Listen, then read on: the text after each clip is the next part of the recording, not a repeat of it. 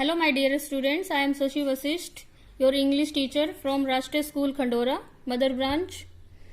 Today I am presenting here in front of you to discuss about our new chapter. Our new chapter is the Honey Guide's Revenge. So before starting this chapter, picture description is given very nicely. So firstly we will discuss about picture description. In this picture, one man is there. He is Jinjal and one bird is there. It is nagged and he is honey guide. ठीक है, ये क्या है? ये एक व्यक्ति का चित्र है जिसको कि जिंजल कहा गया है इस चैप्टर में. ये इस चैप्टर का मेन कैरेक्टर है. और जो दूसरा है ये एक पक्षी है, इसको नेग्ड पक्षी कहा जाता है. ये इस चैप्टर में एज ए हनी गाइड का कैरेक्टर रोल प्ले करता है. यहाँ पर ये जो जिंजल है ये इस पेड़ पर चढ़ रहा है और इधर ये देखें, ये हनीकॉम्ब है, मधुमक्खियों का छत्ता है. इसको ये तोड़ने की कोशिश कर रहा है. कैसे कोशिश कर रहा है? इसने मुंह में एक स्टिक ली हुई है और स्टिक के जो खोखला भाग है उससे ये फूंक मार रहा है जिससे कि धुआं प्रोड्यूस हो रही है और इस धुआं की वजह से ये मधुमक्खी बाहर जा रही है. और ये जो ये पक्षी है, हनी गाइड पक्षी है, ये सारा कुछ इवेंट देख रहा है बड़े ध्यान से. और इधर देखें इसको, ये नेक्स्ट टाइम यहाँ पे एक लेपर्ड है और ये यहाँ पे नीचे जमीन पर गिरा हुआ है और ये जो पक्षी है ये वापस इसको देख रहा है. तो इस चैप्टर को हम रीड करते हैं, स्टोरी को हम पढ़ते हैं और देखते हैं कि ये यहाँ पर तो ओनली एक बर्ड था और ये मधुमक्खी का छत्ता तोड़ रहा था, शहद निकाल रहा था और अचानक से ये यहाँ से नीचे गिर पड़ा. तो ये सारा इवेंट कैसे हुआ? So let's start our chapter without wasting time. Chapter का नाम है the honey guide's revenge. Honey guide अब आपको पता चल गया होगा, ये एक नेक्ड बर्ड है. इसको यहाँ पे क्या कहा गया? हनी गाइड, शहद के बारे में बताने वाला. और रिवेंज मतलब होता है बदला. तो आपके चैप्टर का नाम क्या है? हनी गाइड का बदला. There once was a greedy young man named Gingile. एक बार एक नौजवान व्यक्ति था जिंजल नाम का, वह बहुत ज्यादा लालची था. He rarely shared anything with anyone. वो बड़ी मुश्किल से ही किसी के साथ कोई चीज साझी करता था. Preferring to keep everything for himself. वो सभी चीजों को अपने पास रखने में ही खुश रहता था. One day while Gingile was hunting. एक बार जब जिंजल शिकार कर रहा था, he heard the honey call of a nag. तो उसने एक मधुर सी आवाज सुनी एक नैग पक्षी की. He stopped and listen carefully. Gingile रुका और बड़े ध्यान से उस आवाज को सुना. Chitik chitik chitik the little bird rattled. चिटिक चिटिक की आवाज करके वो पक्षी चिल्लाया. Like the sound of match box shaken lengthwise. वो जो चिटिक चिटिक की आवाज कर रहा था वो ऐसी आवाज आ रही थी जैसे कि माचिस की डिबिया को हम उसकी लेंथवाइज, लंबाई वाली साइड से हिलाते हो. The Ngede quickly began moving through the branches towards the nest. जो नेक्ड पक्षी था वो बड़ी जल्दी से उसने शाखाओं से होते हुए अपनी नेस्ट की तरफ, अपने घोंसले की तरफ चलना शुरू किया.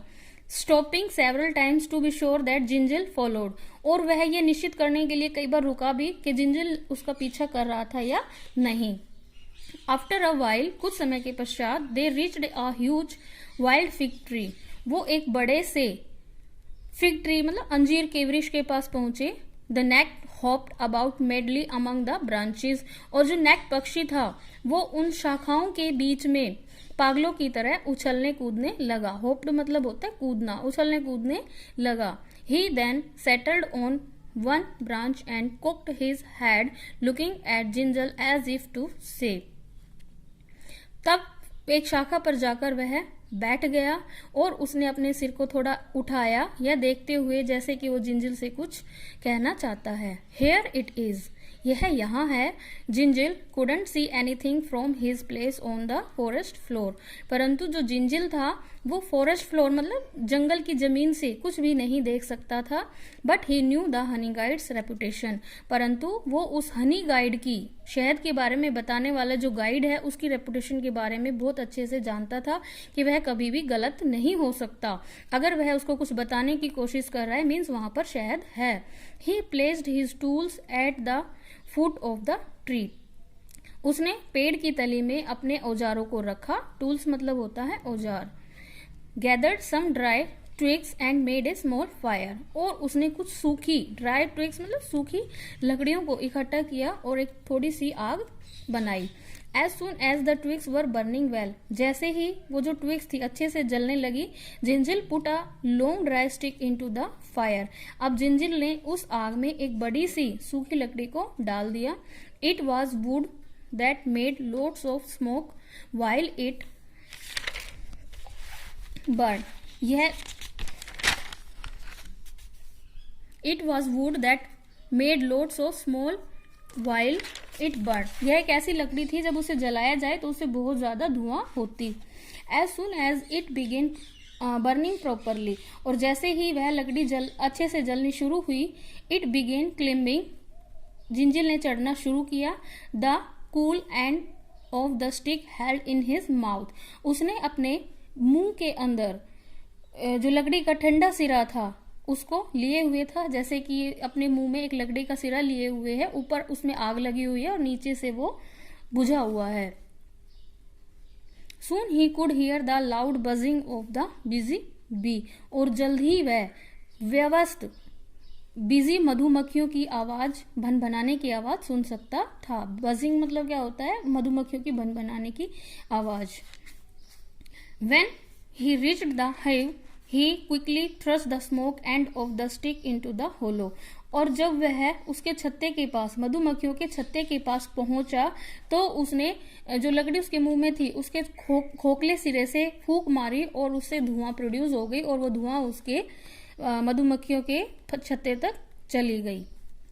The bees came rushing out, जो मधुमक्खियां थी वो दौड़ते हुए बाहर निकली। Gingile pushed his hand into the nest, और जो जिंजिल था उसने उनके घोंसले में, मतलब कि मधुमक्खियों के छत्ते में अपना हाथ डाला। He took out handful of the honeycomb dripping with rich honey and full of fat white grubs, और उसने एक मुट्ठी भर टपकता हुआ मीठा शहद जो कि वसा से भरा हुआ था और सफेद छोटे छोटे कीड़ों से भरा हुआ था निकाला। ही ignored the few stings he received, और उसने उन डंकों को नजरअंदाज किया जो उसे प्राप्त हुए थे। Place the comb carefully in the bag to wore around his neck, उसने उस कॉम को, जो मधुमक्खियों के छत्ते से जो उसने निकाला था, टूटे हुए छत्ते को बड़ी सावधानी से बैग के अंदर रखा, जो बैग उसने अपनी गर्दन में डाला हुआ था। And slowly made his way down, और धीरे धीरे अपने रास्ते नीचे उतरा। The nag watched all this ईगरली, जो ये नेग पक्षी था वो सभी कुछ बड़ी उत्सुकता से देख रहा था। ही फिक्स्ड, वो फड़फड़ाया, मतलब हाथ पांव से उसने मूवमेंट किया। Waiting for the moment when Gingile would give him fat piece of honey as a thank offering, और वो उस क्षण का इंतजार कर रहा था जब जिंजल नीचे उतरने पर उसे उसका हिस्सा देगा, उसका धन्यवाद करते हुए। The neck loved the juicy बीज एंड द वैक्सी कॉम, जो नेक पक्षी होता है वो मधुमक्खियों के, जो रस भरी मधुमक्खियां होती है उनका जो वैक्सी कॉम्ब होता है, छत्ता होता है, उससे बहुत प्यार करता है। फाइनली जिंजल रीच्ड द ग्राउंड, और अंत में जिंजल नीचे जमीन पर पहुंच गया। The neck flew down and patiently waited for his share, अब जो ये पक्षी था, नेट पक्षी था, वो भी नीचे उड़ते हुए आया और बड़ी अधीरता से अपने हिस्से का इंतजार किया। But Gingile put out the fire, picked up his tools and start walking home ignoring the bird, लेकिन जिंजिल ने आग को बुझाया, अपने औजारों को उठाया और अपने घर की तरफ चलना शुरू किया, उस छोटे से पक्षी को नजरअंदाज करते हुए। द नेक चिर्प्ड इंडिगेंटली, और जो ये नेक पक्षी था वो बड़ी अधीरता से चिल्लाने लगा, उसको बहुत ज्यादा क्रोध आया। जिंजिल स्टॉप्ड, जिंजिल रुका। Stared at the bird little bird, उसने उस छोटे से पक्षी की तरफ घूर कर देखा। एंड लाफ्ड अलाउड, और उस पर तेज जोर से मुस्कुराया। You want someone the spoils do you, वो कहता है क्या इनमें से तुम्हें कुछ चाहिए? हाँ। Who did all the work and received all the stings, पूछता है, वो से क्वेश्चन करता है। Who did all work and received all stings, किसने सारा काम किया और इतने सारे मधुमक्खियों के स्टिंग, डंक किसको मिले? Why should I share any of this lonely honey with you, you little nothing? क्या कहता है कि मुझे ये शहद तुम्हारे साथ क्यों बांटना चाहिए, तुमने तो कुछ भी नहीं किया। Be off and find yourself another supper, क्या कहता है, चुप हो जाओ और अपने लिए कोई दूसरा भोजन तलाशो। And with a wave of his arm Gingile walked away, और अपना हाथ हिलाते हुए वह वहां से चला गया। द नेक्ड वॉज फ्यूरियस, अब उस पक्षी को बहुत ज्यादा क्रोध आया। How dare this man break the old age custom, वो क्या कहता है कि इस व्यक्ति की हिम्मत कैसे हो गई पुराना रीति रिवाज तोड़ने की या पुरानी परंपरा को तोड़ने की। यहाँ पर पुराने ओल्ड कस्टम से क्या मतलब है कि अगर कोई भी शहद निकालता है मधुमक्खी के छत्ते से तो वह कुछ ना कुछ नेक्ड पक्षी के लिए छोड़ता है। But the little Ngede was not powerless, परंतु वो छोटा सा पक्षी पावरलेस नहीं था, शक्तिहीन नहीं था। He would take his revenge, वो अपना बदला लेगा। Several weeks later, Gingile again heard the call of a nagged. अनेक सप्ताह के पश्चात जिंजिल ने दोबारा से उसी पक्षी की आवाज को सुना। Remembering the last time, पिछले समय को याद करते हुए जिंजिल followed the little bird again.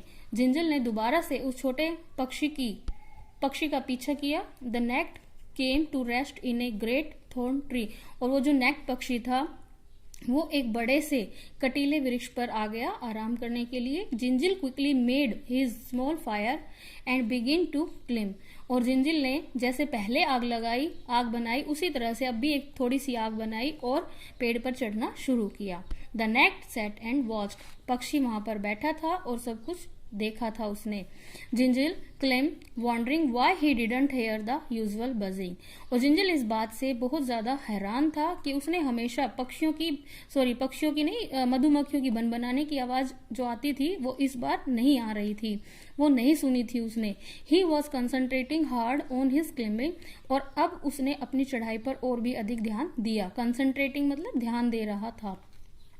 And day dream about the honey, और दिन में वह शहद के सपने ले रहा था। सडनली मीन्स अचानक, he found himself face to face with a leopard, और अचानक ही उसका आमना सामना किससे हुआ, लेपर्ड से, एक तेंदुए से उसका सामना हुआ। The leopard was startled and angry and having her sleep so rudely interrupted, उसकी गहरी नींद में इस तरह बाधा पाकर जो ये तेंदुआ था इसको गुस्सा आ गया और ये चौंक गया।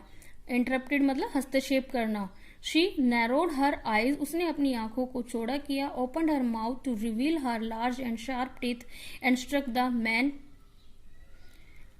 उसने अपने मुंह को खोला, तेज धार वाले जो उसके दांत थे उनको दिखाने के लिए, और स्ट्रक द मैन, उस व्यक्ति को मारा। Dragging her clause around the forehead, clause होते हैं पंजे, और उसने उसके जिंजिल के फोरहेड पर, माथे पर पंजे से प्रहार किया। जिंजिल रश डाउन द ट्री, अब वह दौड़ता हुआ नीचे आया। ही लैंडेड विद ए हैवी थड ऑन द ग्राउंड, और वह जमीन पर थड जैसी आवाज करते हुए गिरा। ब्रेकिंग सेवरल ऑफ बोन्स, अनेकों हड्डियां टूटते हुए। He wore the scars of the leopard on his forehead for rest of the life, और बची हुई जिंदगी के लिए उसे उस लेपर्ड के, उस तेंदुए के निशान, पंजों के निशान मिले माथे पर हमेशा के लिए, मतलब जो तेंदुए के निशान थे पंजों के उसके माथे पर हुए, जो कि जिंदगी भर रहेंगे। But the children of Gingile and the children of Gingile heard the story of Nag, परंतु जिंजिल ने, उसके बच्चों ने और उसके बच्चों ने, मतलब पीढ़ी दर पीढ़ी ने इस कहानी को सुना।